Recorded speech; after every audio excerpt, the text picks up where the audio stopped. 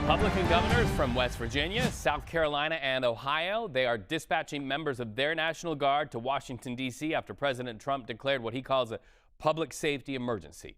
They're cracking down on crime and homelessness in our nation's capital. Over the weekend, protesters hit the streets to push back. CBS News Pentagon reporter Eleanor Watson is live with us now from the Pentagon. So let's start here. Paint a picture for our viewers of what D.C. looks like for somebody who is out just getting their morning coffee.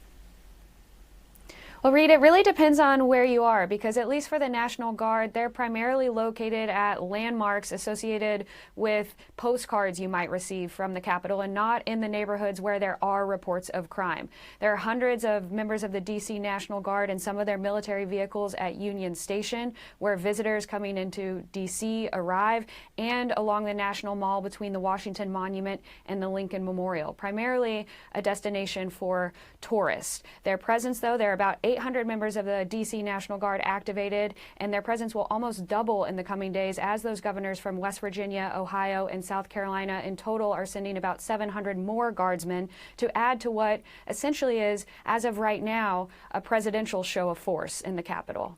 Well, there is that criticism that you referenced here that these troops really aren't even in areas where crime is a major problem. What's the reaction to that criticism?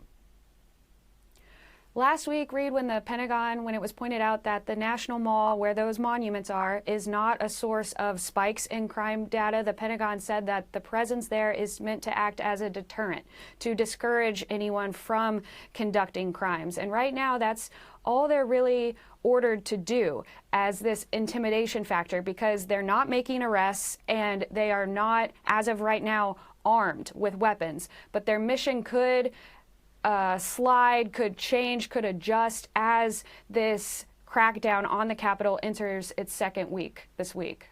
That is an expensive deterrent. Much more ahead on CBS News as we ask questions about the cost of this and really that question that you raised about whether they can even do arrests. Eleanor Watson, CBS News Pentagon reporter, thank you so much.